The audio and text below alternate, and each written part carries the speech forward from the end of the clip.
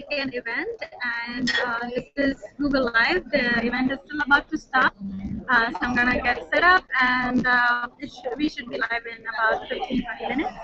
So just stay on and enjoy.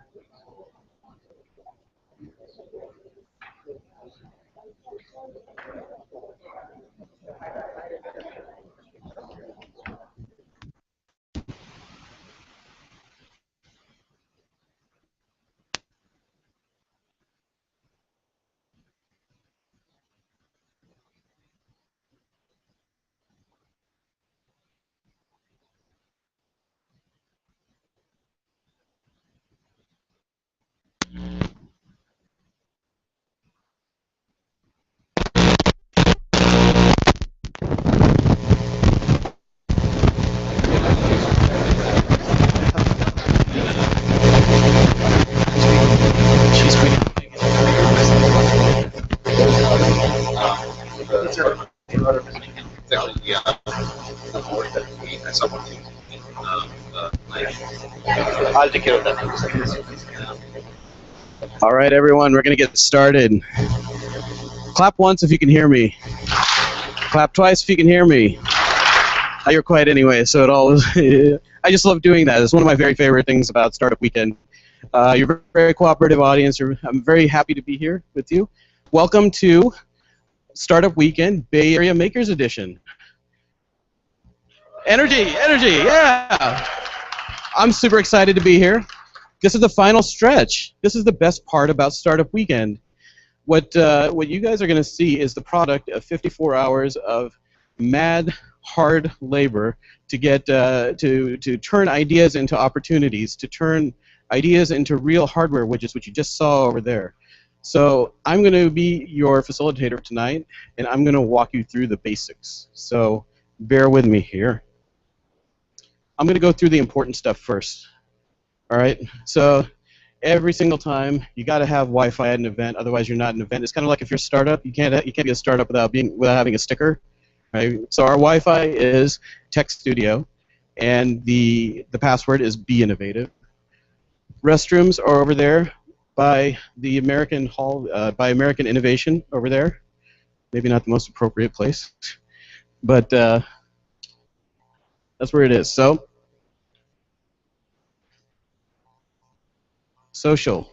So normally at an event they tell you, don't look at your phones, turn off your laptops, and focus on the speaker. I want you to be social here. I want you to tweet out about what you hear. If you hear something amazing, you hear something funny. If I make a gaffe, sometimes I drop F-bombs, but I can't because there's many kids here. Tweet out what you see. If you're on Facebook, share the status, share pictures, share everything. That's what we want to do. What I would ask you to do is, if you're on Facebook or if you're on Foursquare, please, first thing you do is check yourself into the Tech Museum, if you would. If you're going to use Twitter, our hashtag is SWBAM, like so. And please also include at the Tech Museum as the handle as well. A little bit about me. So I'm the guy holding the microphone. I'm the guy who's been maybe yelling at so many of the teams this weekend that they're probably tired of seeing me. My name is Shashi Jan. I'm the facilitator for the event, and I am actually an employee of UpGlobal, and I'm a community organizer for Startup Weekends in Portland, Oregon. I flew down here because I have many friends on the organizing team for Bay Area Startup Weekend and Maker Startup Weekend, and they had such a great vision that they honored me with asking me to be the facilitator for this event. So just a little bit about me. So I do work for Startup Weekend. I run Startup Weekends instead of corporations, and I get corporate innovators to work together to learn how to be more startup-like. It's something I'm very passionate about. Before that, I was at Intel Corporation. One of our judges here is from Intel, and I did many entrepreneurial things there as well. I'm also a startup founder myself, so I sell 3D printers. I train kids on 3D printers. I work with startups in 3D printing. So a maker event's near and dear to my heart. I run, in fact, if you're ever in Portland, we run this really rad 3D printing meetup called the 3D Printing Lab. We have speakers. We have all sorts of awesome projects. Like we're doing a 3D printed drone competition at the Oregon Museum of Science and Industry, which is Oregon's version of the Tech Museum. I'm also a Startup Weekend organizer. So organizers are volunteers. I've been volunteering for 4 years, and as such, you can probably call me an addict because this is event number 22 for me. So whether I've been organizing or facilitating or advising, I love Startup Weekend. At the beginning of this event on Friday, it's really hard to believe that's actually just 2 days ago.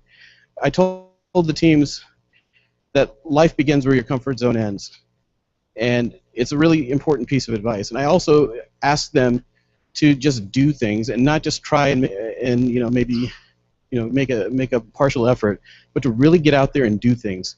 And I'll tell you, after seeing the showcase there, they really did it. I saw so many people stretch themselves. I saw people walk in here having never learned and never seen an Arduino, learning to code Arduino. I saw a kid take a prototype piece of hardware and find like 50 bugs in it this weekend. Unbelievable stuff. You're going to see the product of that tonight. Let me tell you a little bit about you as the audience here. And about you means literally about the people who've come here to do Startup Weekend. And I tell you, I'm amazed and actually very humbled about the way this audience has come together. First of all, there are 23 females who came to this Startup Weekend, which out of a total of 89 attendees. Not to get technical, but that's 35%, which is almost double the normal rate. So if anyone tells little girls they can't be makers, they can't build hardware, bunk. It's awesome that we some of the best stuff we have is coming from our women makers.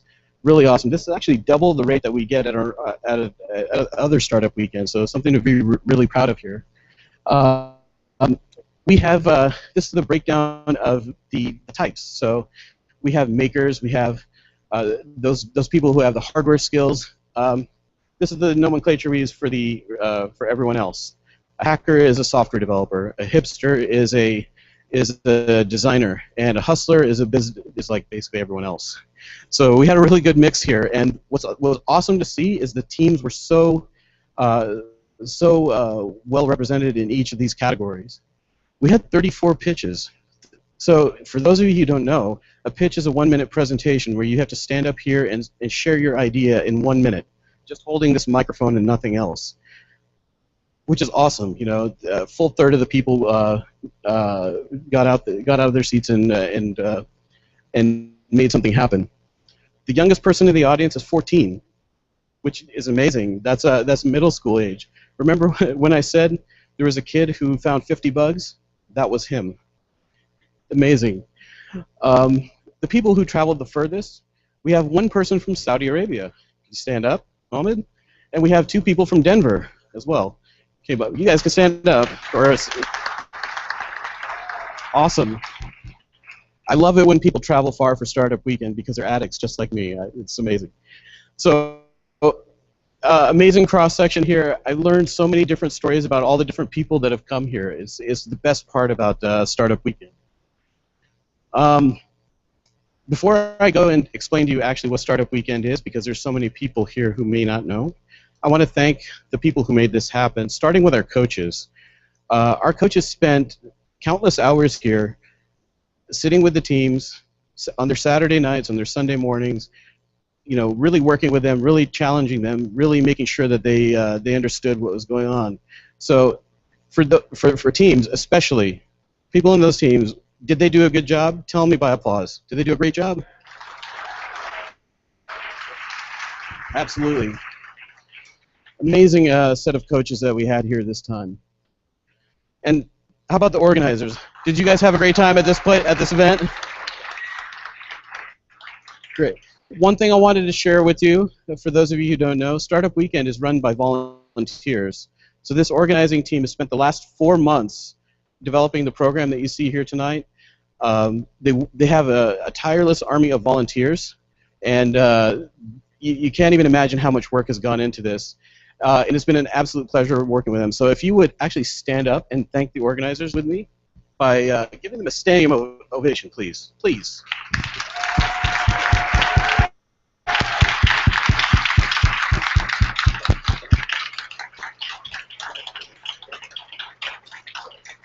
And if you see them, give them a hug. All right. So normally I put the slide about myself here, and I'm sitting here talking to you, not even introducing myself. I did the same thing with Startup Weekend this time. So what exactly is Startup Weekend? It's, for those of you who don't know, it's a 54-hour event where we bring entrepreneurs of all types together. It's about 100 come here. We pitch ideas to each other. That is, we share ideas with each other. And then we form little teams, about 10 or so. And then we work like crazy the entire weekend to actually turn those ideas into reality. So at most Startup Weekends, we do things with web and mobile. You'll see apps of all sorts. You'll see mostly apps, mostly websites, services. And this particular event is all about making things, about making hardware widgets, making things come to life. So it's not only it's way harder than a normal Startup Weekend. What's cool about it is that it's a global phenomenon. It happens at any given moment. At every given weekend, there's actually more than one Startup Weekend happening. We have 6 sister events happening right now, ranging from Japan to Orlando and probably Malaysia. We train entrepreneurs in educational tech. We train them in finance tech, all sorts of different fields. It's a volunteer-driven organization. We've run 1,500 events since 2007. We've had 125,000 entrepreneurs through our program, and we're in over 726 cities, 115 countries. Startup Weekend is spoken in every language on Earth. It's amazing. So it's an amazing program, and I'm absolutely very thrilled to be part of it. It couldn't be done without our sponsors, though. I'm going to spend a little bit of time walking you through them and thanking them individually. We have actually some fantastic national sponsors that put in cash to further Startup Weekend's mission, and those are Amex and Sprint and Post-it. Let me show you how awesome Post-it is. So everyone's familiar with those little tiny 3-inch by 3-inch Post-its, and maybe the fancy ones like the 8-inch or this little 8-sided thing. This is what they gave us. Yeah, this is a Post-it. This is a whole deck of Post-its. They gave us big loaves of Post-its like this. They make us they power our entrepreneurship. It's awesome. We have global sponsors too. Amazon Web Services, Google for Entrepreneurs, and .co. give us resources to put web services online. So any developer in the room, you'll get $100 from AWS. You'll get $500 of credits from Google, and .co gives away free domain names. So they've given away something like 50,000 domain names to get startups off the ground. And last of all, we have Coca-Cola, which is the most amazing thing to me. Coca-Cola, what do they have to do with entrepreneurship? They actually run 7 startup incubators in the world, and I think I said 1 on Friday, but only 2 of them are here in the U.S. The rest are all over. They're very huge sponsors of innovation. I want to really call out our local sponsors.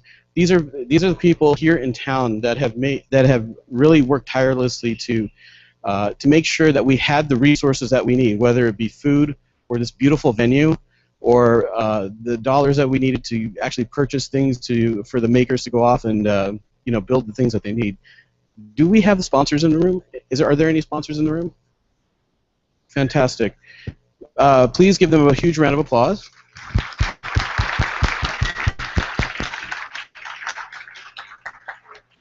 And now I'm going to put them on the spot. So I'm going to start with Tim. Would you come up and say a few remarks about the Tech Museum? Well, thank you. My name is Tim Ritchie. I'm the president and CEO of the Tech Museum of Innovation. I've been here about 2.5 years and came with a mandate to change things from a traditional museum to where we can really become a community resource for innovation. And this is an important proof of concept, important proof of concept that somehow the tech could be your resource for doing what matters to you, so that we wanted to fill this place with the tools that you might need for electricity and Wi-Fi and movable tables and movable chairs and great staff. But really none of it would happen if you didn't come to the tech. So really I would like to honor what you've done for the past couple of days. You have worked so hard, Friday night, Saturday, today, and you have helped the tech prove to the community a little bit more that we don't just have to be a traditional science center, that we could be science center by day and community by night, community during the weekends. We would like to do more and more of these things. So in honor of the past, however many hours it's been, please give yourself a round of applause.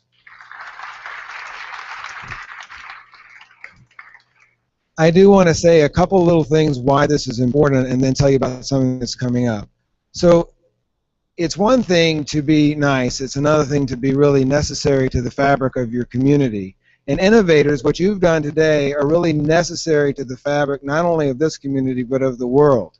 In 2050, there will be 9 billion people on the planet. If we continue to use our resources the way we're using them now, we will not survive as a species. We will tear ourselves apart. The only people who will survive will be the people who have the power to do so over other people. That's a horror chamber if you think about it. But there's another cardinal belief that we have in all of science, and certainly at the tech, and that is we do believe that the universe is abundant with answers to the problems we face. The universe might be abundant, but there's a second article of faith that we believe deeply, and I know you believe, and that is humans, we are capable of finding the answers. So the question is, what will it take for us to find the answers in this abundant universe? And in part, it's weekends like this. It's part where you bring your own creativity, find your own confidence, develop your own passion, and persist to the end. If the tech can help you do that in small ways like this important weekend, and in large ways for this community, we will have fulfilled our mission. That really is our mission. It's not just to be a successful science center. It's to be significant in this community for generations to come. It's not just to be transactional, but it really is to be transformational. So thank you for coming this weekend to help us show the community, show our board, show the press, show the rest of this community that we can be a real resource for innovation. Last thing I want to say is in the way of advertisement a little bit for something that's going to happen on August the 2nd, and I bring this up because it's just fun. Some of the most innovative things we have in here we didn't build at all, It's this whole area on music and tech, and they're Bay Area music tech people, and one of the real geniuses here is Tim Thompson from San Jose, and he's in our midst today. A couple of those things are his back there. But on, I think it's August the 2nd, we're going to have Reboot Music Live, so it's going to be a big party here featuring Zoe Keating. Zoe Keating, some of you may know her, music tech person. And it's just a real good example of how we partnered with the music tech community from this community to put on an exhibit area. We're going to have a big party. Come out on August the 2nd. You're going to have a lot of fun. And finally, I could not leave without really acknowledging the tech staff again. Danny, Brenda, Rebecca, and Laith. These people have put their heart and soul into this. We're so glad you've come. And if you could, on my behalf, thank them again. Thank you very much. Thank you so much, Tim. For other sponsors, I would love to put you on the spot. Please come on up if you could say something for a minute. Laura, Matt, are you here from MetaWare? Come on up.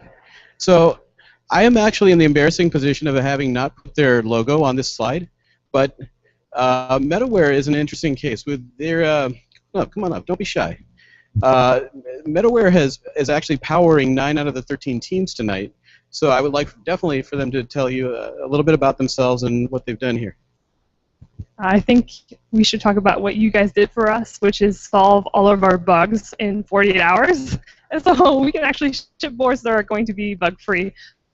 So my name's Laura. I'm from Ambient Lab, and we made a wearable dev board. And when I signed up for this event, I said, okay, Ben, I'll show up for 4 hours and help everyone, fix some bugs here and there. And he begged me, and I ended up bringing 10 of my boards, and I ended up staying here for 48 hours. So just about 4 hours of sleep. But we've just had a great time, and people have built some really great things on our platform. And to the judges, you're going to have a really hard decision to make tonight. So again, thank you, everyone, and thank yourselves for doing a really great job this weekend. Robert, I'm going to put you on the spot. Come on up, please. So I'm Robert Wessels. I'm an employee of Texas Instruments. All of the makers that were here got a little black box with some hardware that TI provided to enable you to make things. I think there's one team that actually used the board, and I've been amazed by what people have come up with, executed on, solved problems in those 48 hours, and that is all what we're all about in Texas Instruments, is to enable people to use TI's technology. Because TI is one of the largest silicon vendors. They're usually, seen as a big corporation, but we're really into making all our technology as accessible to the makers. And I'm thankful for what you've accomplished during this weekend. And go makers. Thank you very much. Are there any other sponsors sitting in the crowd? Please.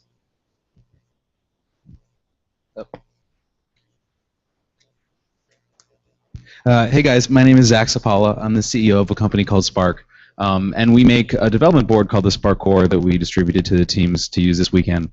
So first I wanted to apologize for not being here or having anyone from the team, so hopefully those who used it were able to do so without too much trouble.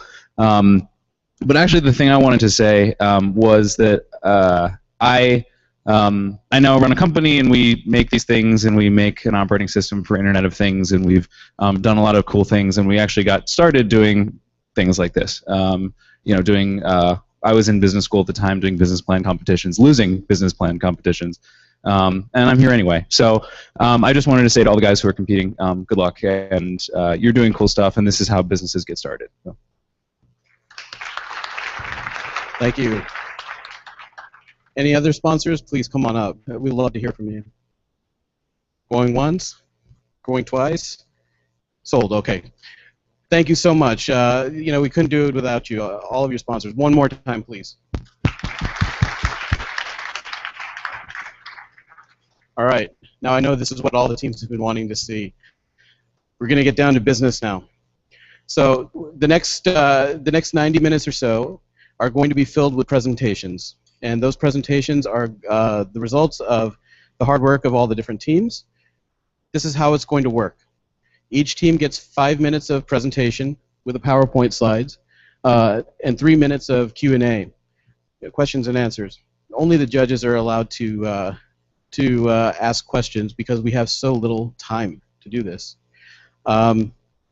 Sorry to keep this secret from you guys till now, but that's actually just for me. I love to do that.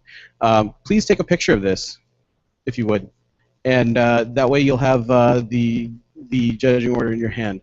What I'm going to ask the teams to do is stage up over here to my left, all the way to the far right here, on your far right. We're going to be moving the teams very quickly.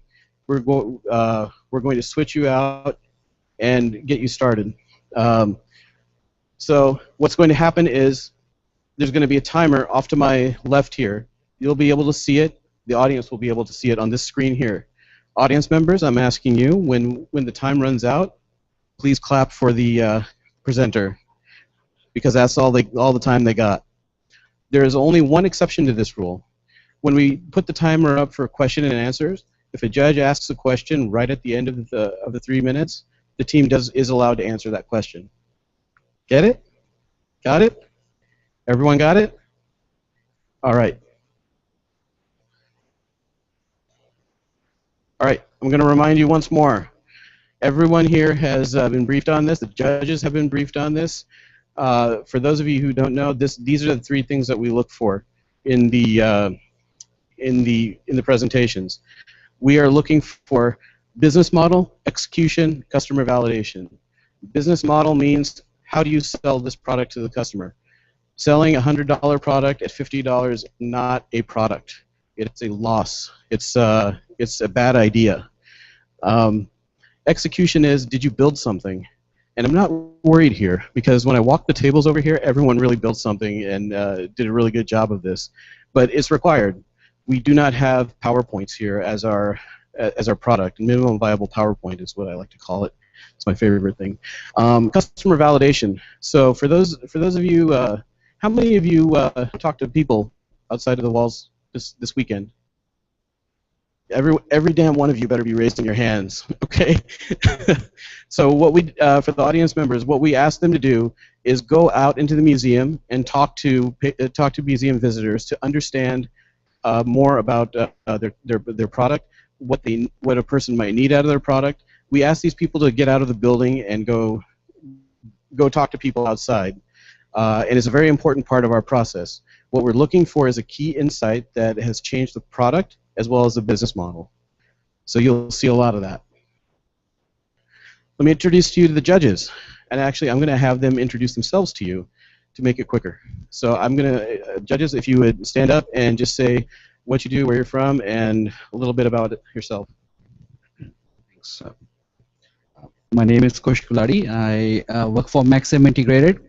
I run a team out there. We came into Maxim a couple of years ago through an acquisition of a company I ran called Cambridge Analog Technologies.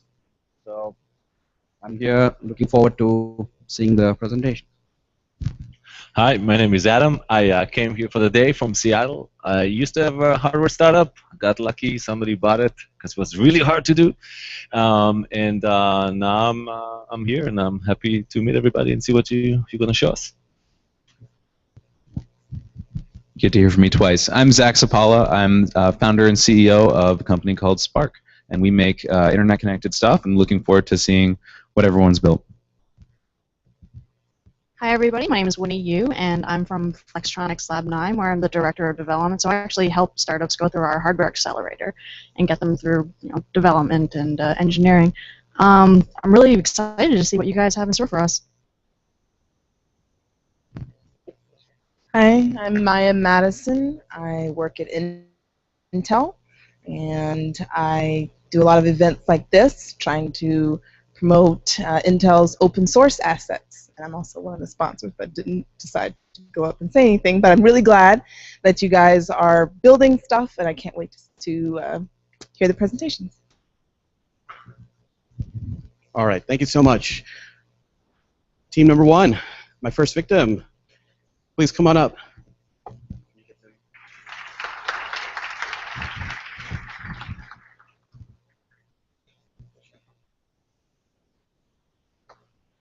Okay, give us a moment here. We're going to switch things over and make sure that everything is set up.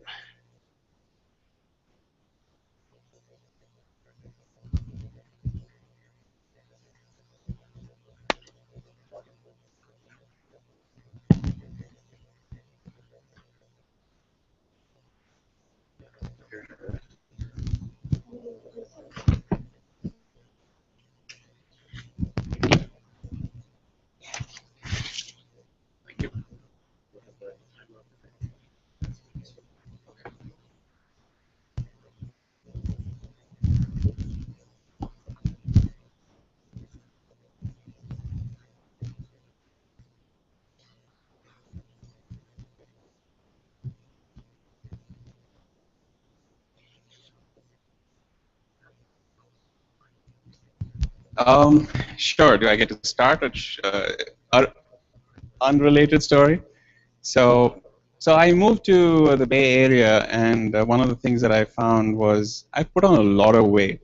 I expected to lose a lot of weight because everybody was into outdoor activities out here, and I don't know what that is. I think it's the water, and I'm sticking with that. But okay, are we started? Okay. So I did put on weight, and that's where I thought, okay, I need to really do something about this. So I figured, let me get one of those fitness trackers, and I got the Fitbit, and didn't work. So got the Jawbone, gave me information that I've been walking 4,000 steps a day, which again didn't work because while it was a miracle, that really did not help me get any measurable information that I needed. And I slept, and in fact, a friend of mine, he slept, and he got 2,000 steps in the morning when he woke up. So he realized, okay, this is not working. So he thought ActiveTrack is the company that we need to form when we came here to accurately measure things that you really care about, activities that you really care about. I care about how I'm doing on a wheelchair. What kind of activities do I have doing on a wheelchair? Other people, my friends, they're into cycling, they're into playing sports, they're into playing tennis, and none of the fitness trackers right now, none of them solve that problem. So what we came up with is the solution of, sorry, yeah, I am. All right, so the solution of ActiveTrack is basically what we've